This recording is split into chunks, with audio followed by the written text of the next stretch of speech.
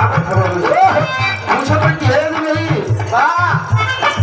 इतनी देर से का करत हो बड़ी देर कर दिए पूछो तो क्या कहे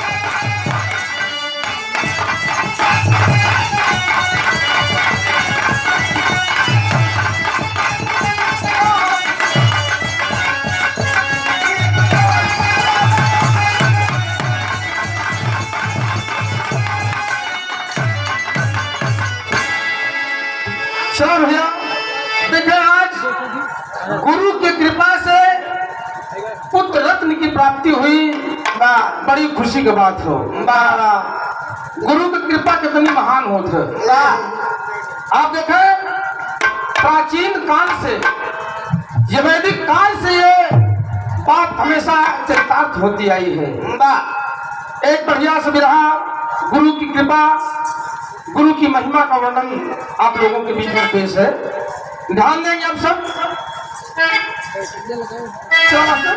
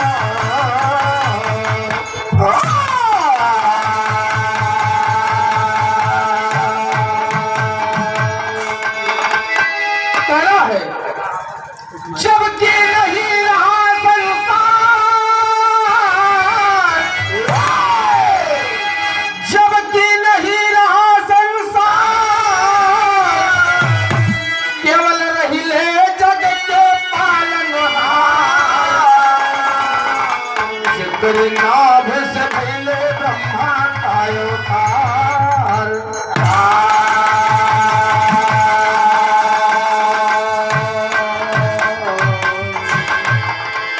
संसार जलामयी था एकदम, संसार में जल ही जल था। दुनिया के मालिक परम पिता परमेश्वर पैदा हुए और उनकी नाभ से ब्रह्मा जी का जन्म हुआ। प्रभु जी, ब्रह्मा जी का जन्म हुआ और ब्रह्मा जी ने 4 ऋषियों को पैदा किया। 4 ऋषियों के बाद सप्तऋषियों का जन्म हुआ। सनक, सनंदन, सनातन और सनत कुमार पैदा हुए। उसके बाद सप्तऋषियों का जन्म हुआ और तमाम सृष्टि का विस्तार उन्हीं के द्वारा हुआ। बाबू जी, सप्तऋषियों में एक ऋषि कश्यप मुनि, जिनके द्वारा सारी सृष्टि का विस्तार बताया जाता है। देखें, दास्तान पे से खिदमत है। एक कवाली का टुकड़ा लगा मास्टर, कहना है।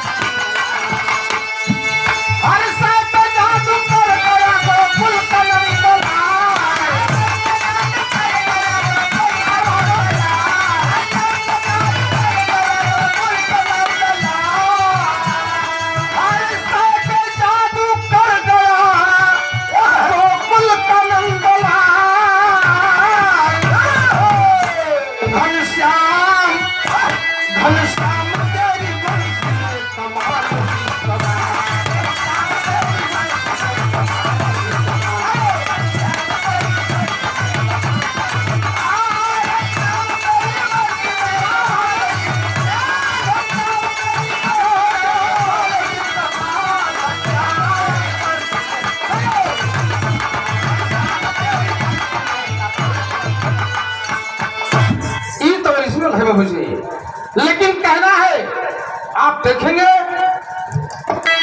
कश्यप मुनि सप्तऋषियों में से एक माने जाते हैं और देखिए उनके द्वारा वंशज की उत्पत्ति कैसे हुई।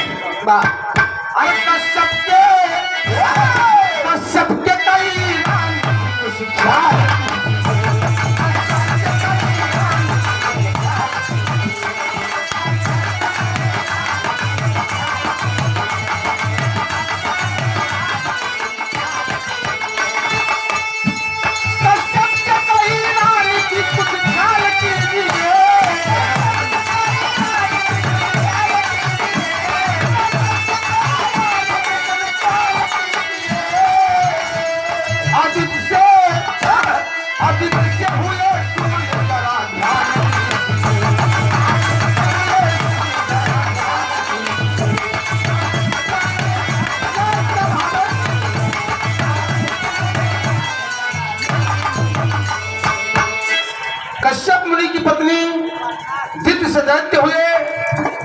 जिसे देवताओं का जन्म बताया गया और उनमें से आदित्य के द्वारा भगवान सूर्य का जन्म हुआ।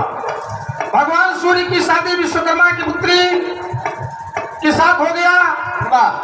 जब वो बर्दाश्त नहीं कर पाई, उनके तेज को बर्दाश्त नहीं कर पाई, उन्होंने अपनी छाया छोड़ दिया भगवान सूर्य के साथ और वो घोड़ी का रूप धारण करके जंगल में निकल गई। मुझे जंगल में निकल गई, लेकिन उन्हीं संज्ञा के द्वारा भगवान विश्वकर्मा की पुत्री संज्ञा जो सूर्य की पुत्री थी, सूर्य की पत्नी थी, उनसे मनु, यमराज और मां यमुना का जन्म हुआ। कहना है संज्ञा उनकी पत्नी थी। कहना मास्टर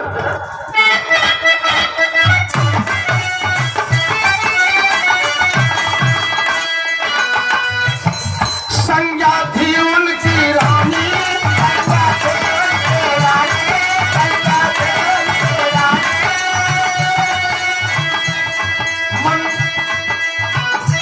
मन को जन्म दिया महारानी, मन को जन्म दिया महारानी। श्रद्धा थी उनकी पत्नी, वही साथ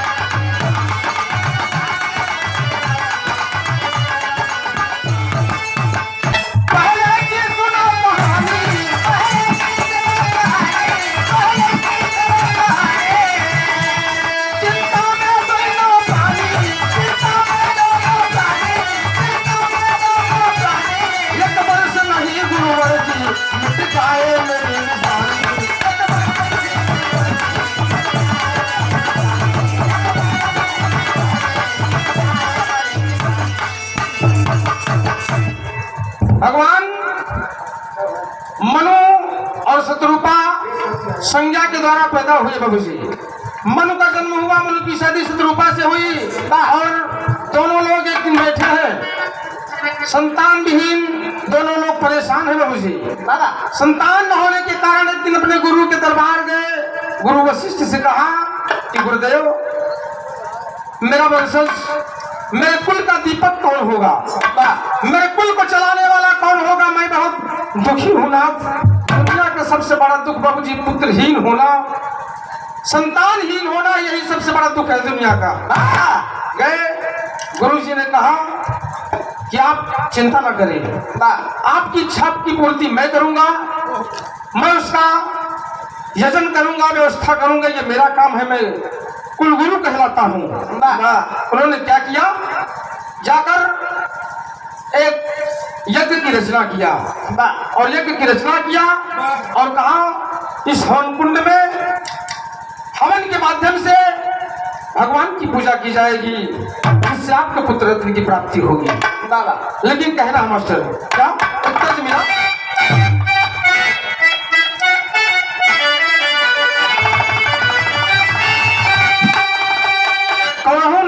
भौजाई से कहा था, कहे भौजी जौन समय पुरवैया बहन है, इसे नदिया भौजी से कहा है, एकदम मस्त होके कहा। का कहे, अरे राम सना नरसिया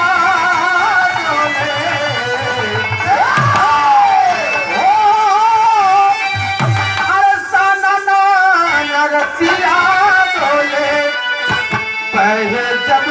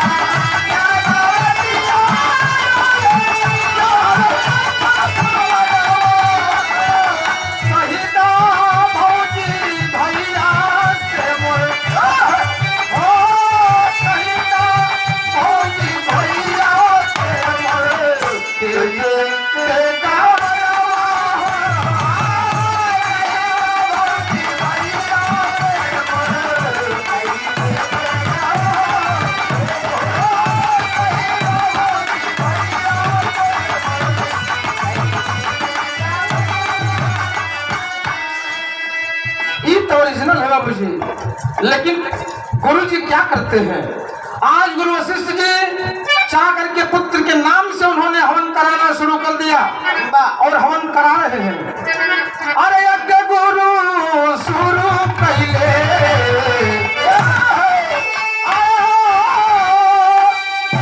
अरे यज्ञ गुरु शुरू पहले, गुरु की दुआरी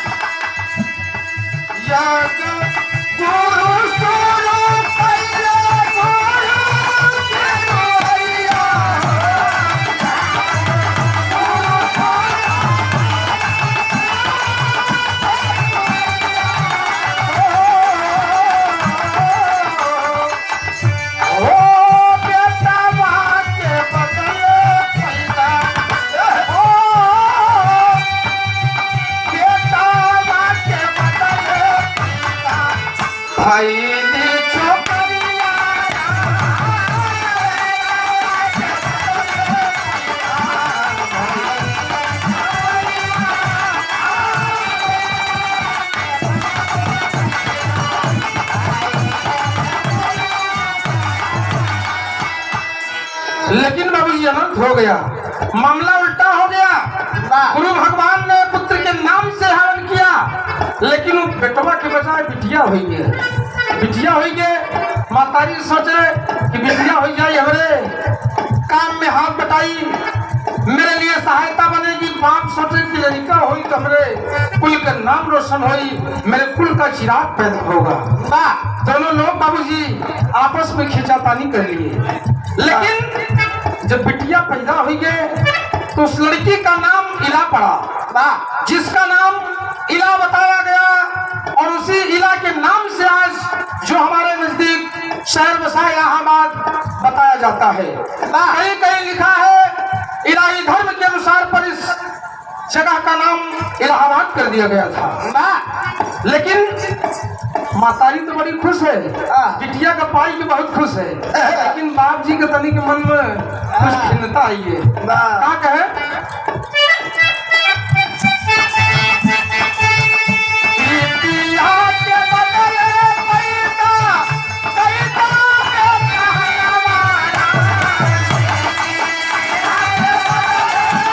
पांच छू की बंदगी हो, नमस्ते प्रणाम हो। क्या करते हैं, सोचा था, क्या सोचा था, जाई से क्या दिहाल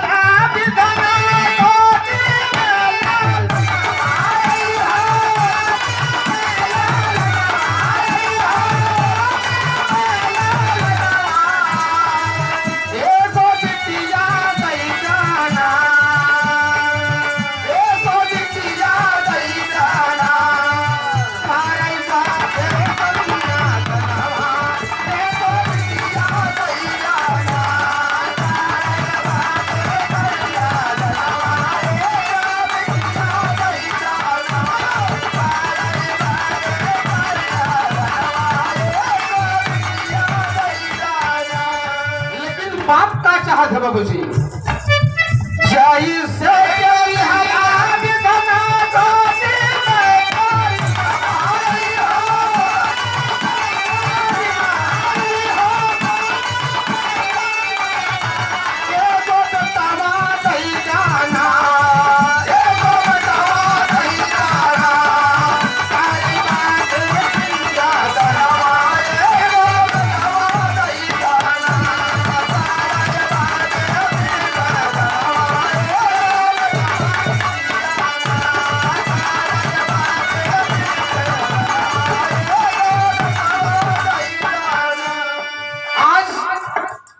चाह रहे हैं कि मुझे पुत्र हो जाए और शत्रुपा चाह रही कि मेरी पुत्री ही सही है।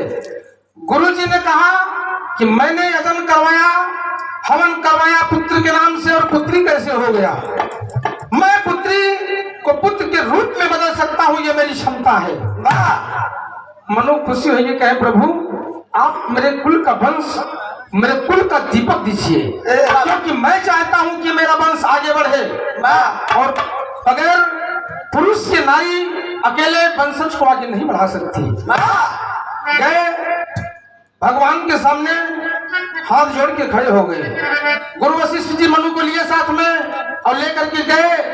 भगवान विष्णु का आवाहन करने लगे बाबू जी, और करने लगे। भगवान विष्णु का जब आवाहन किए तो क्या करते हैं मास्टर, एक तर्ज मिला।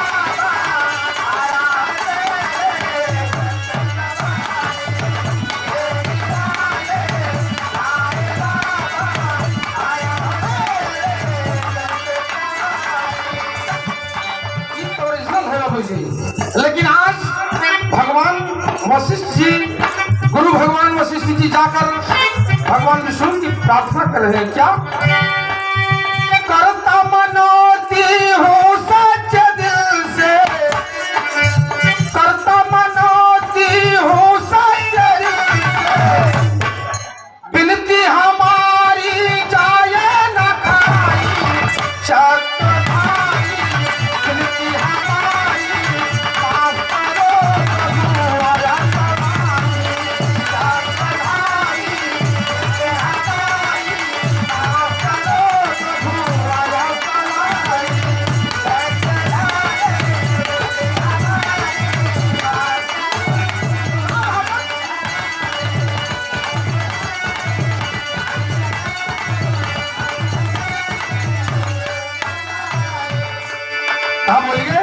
क्या चाहिए आपको।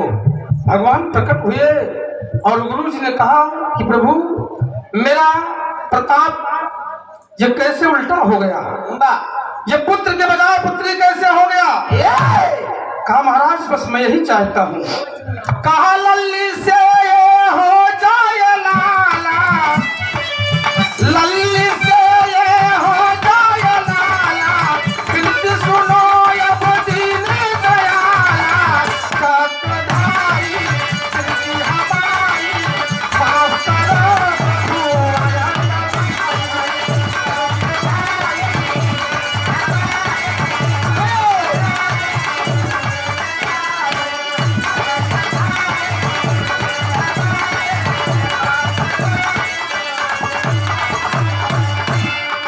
भगवान ने कहा कि एवमस्तु ऐसा ही होगा।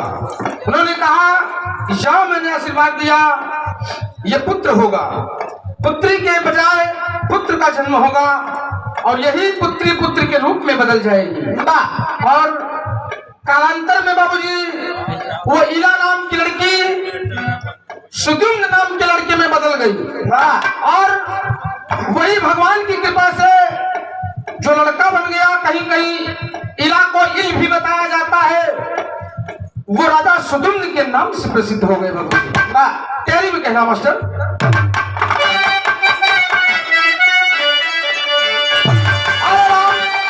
ललनमा गुरु के तेज से बना, हो राम ललनमा गुरु के तेज से बना, पैदा होई के बिटिया होईगा बेटा हनवा, ललनमा गुरु के तेज से बना।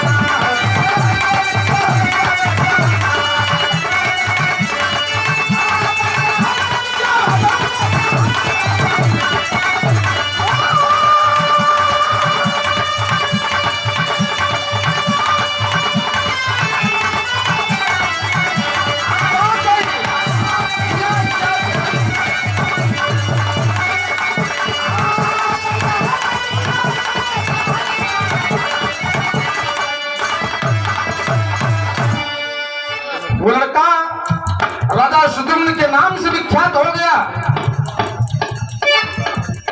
राजा सुद्युम्न बैठा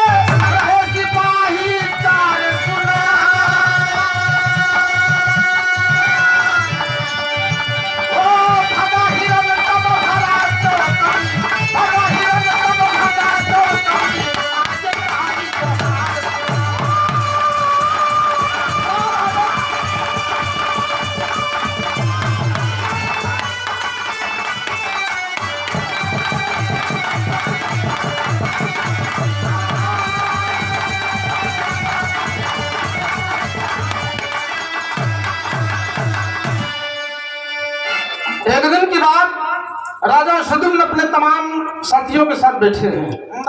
माता पिता से आज्ञा लिया, कहा कि मैं शिकार खेलने के लिए जंगल में जाऊंगा। राजा का काम शिकार खेलने के लिए हाथ में धनुष बांध लिया, मेरु पर्वत की तलहटी में चले गए और मेरु पर्वत की तलहटी में एक हिरन दिखाई दिया और उसका पीछा कर लिए बाबूजी।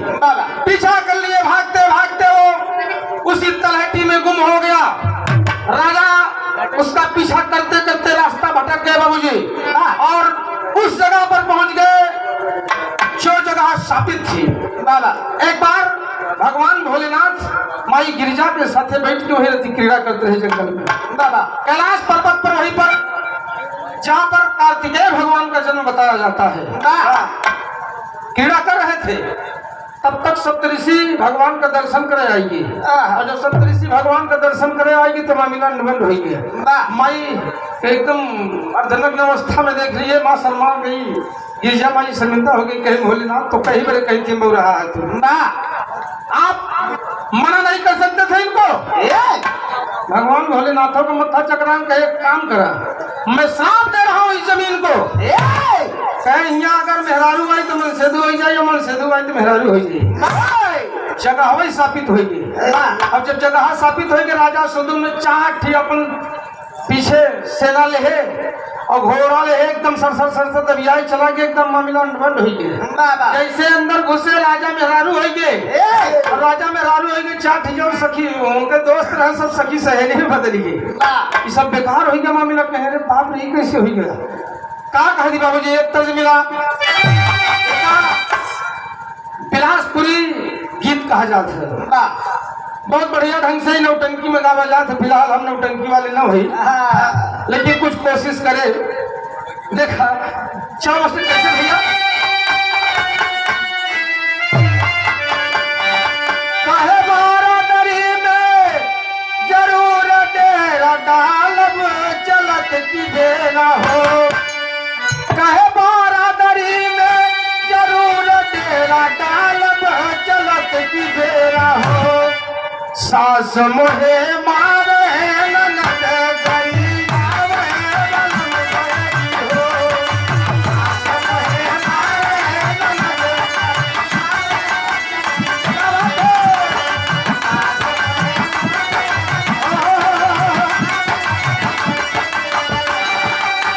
सास मोहे मारे ननद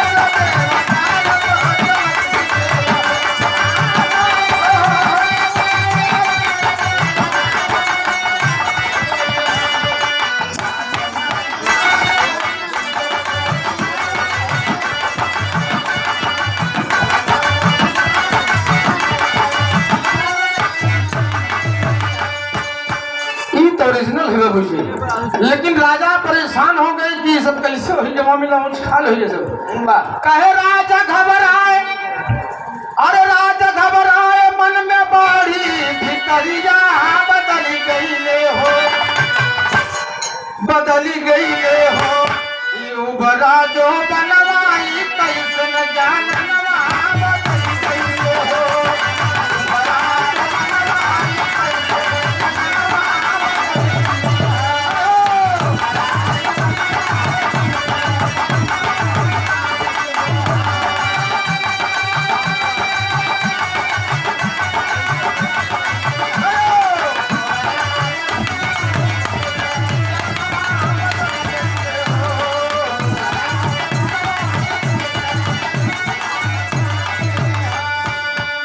राजा सुदुम लड़की के रूप में घोड़ा घोड़ी हो गया, लड़की वही मेरे पर्वत की तलाटी में घूमत है बुझी।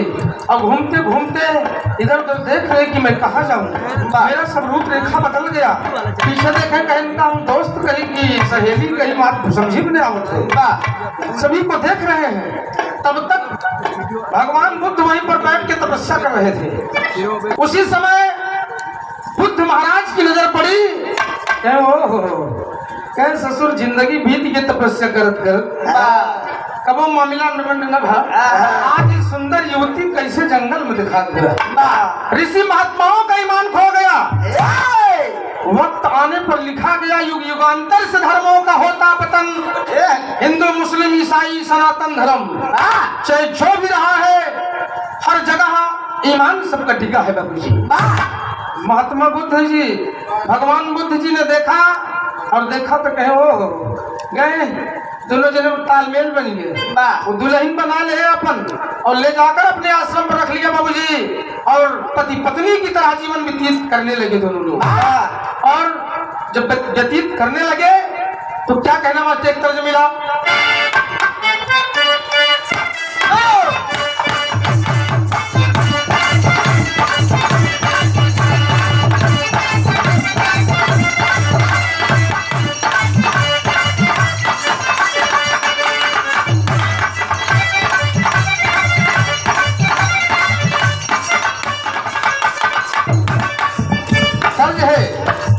दुल्ही अपने पति से कुछ मांगत क्या कहे, मोहे प्यार प्यार प्यार,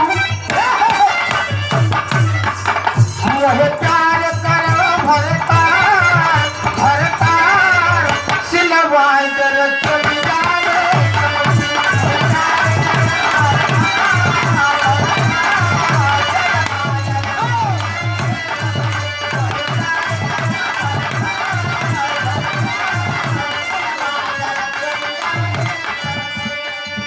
फरमाइश कर देता, उसमें तो हीरे जाने रहे, उसमें तो हीरे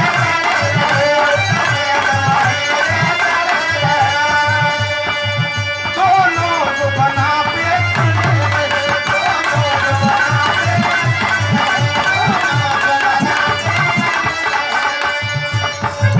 तब से जिया पे होए हुआ था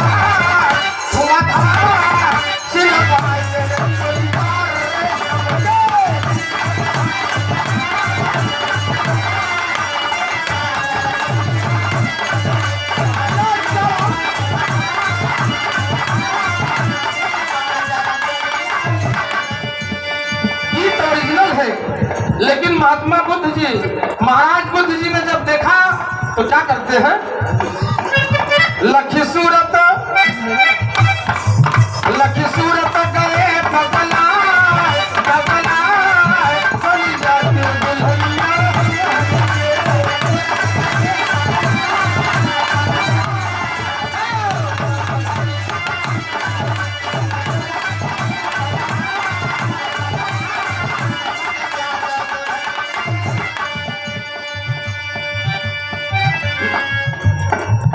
क्या करते हैं, नागिन जस लहरत चोटिया गाना,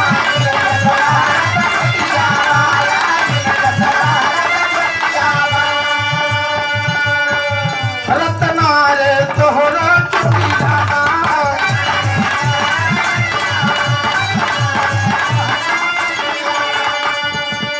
दोनों जन पति पत्नी के रूप में रहने लगे। और क्या होता है, एक पूत दिए जन्माए बन जाती दुल्हनिया,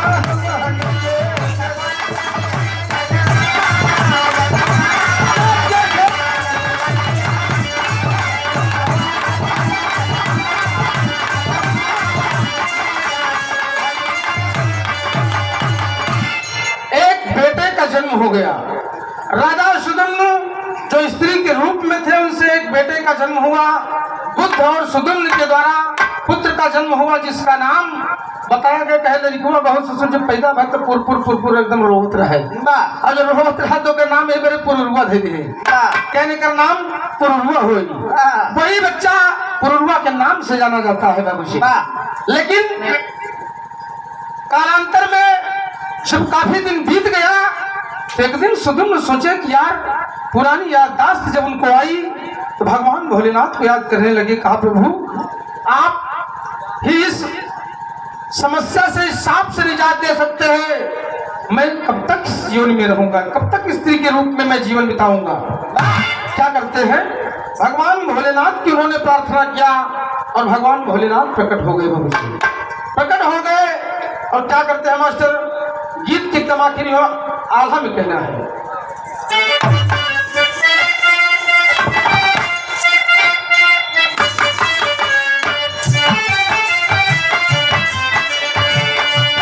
हो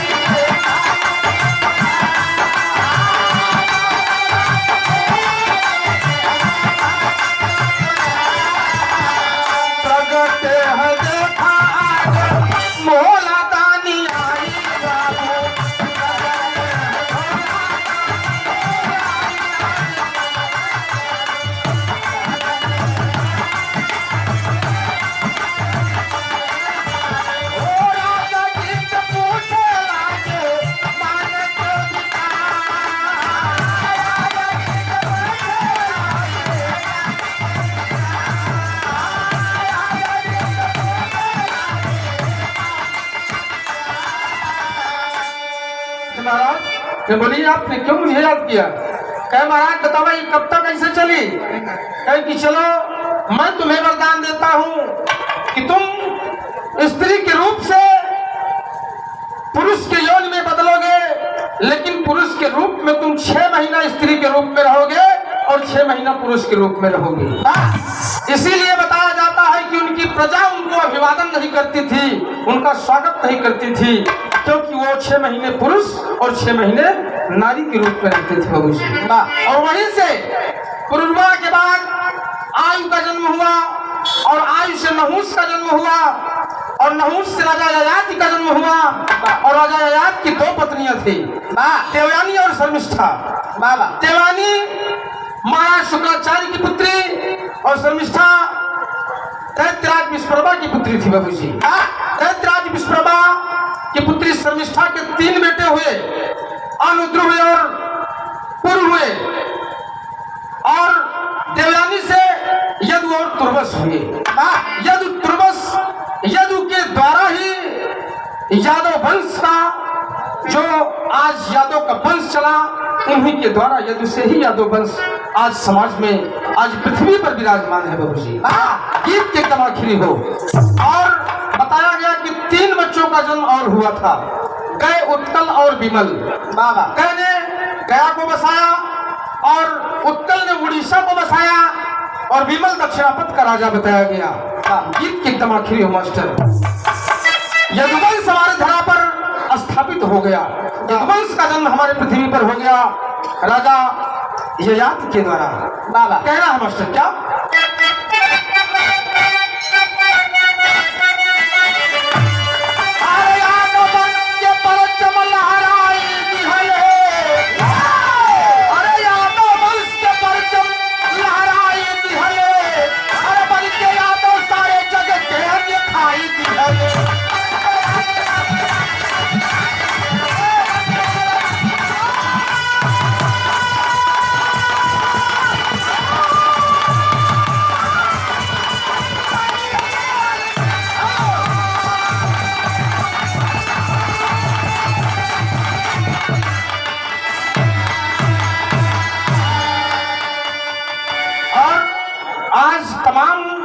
जातियों में विभाजित हो गया। ये हमारी यदुवंश की प्रजाति, यदुवंश की जाति तमाम प्रजातियों में बट गई बाबू जी। लेकिन कहना है क्या? गुरु गणेश गुरु राम